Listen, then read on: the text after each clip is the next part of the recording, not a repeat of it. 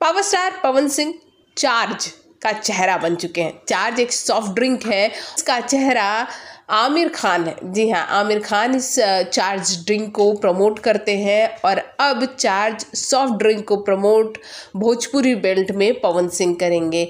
आपको ये बता देते हैं कि एक बहुत बड़ी डील है पवन सिंह के लिए।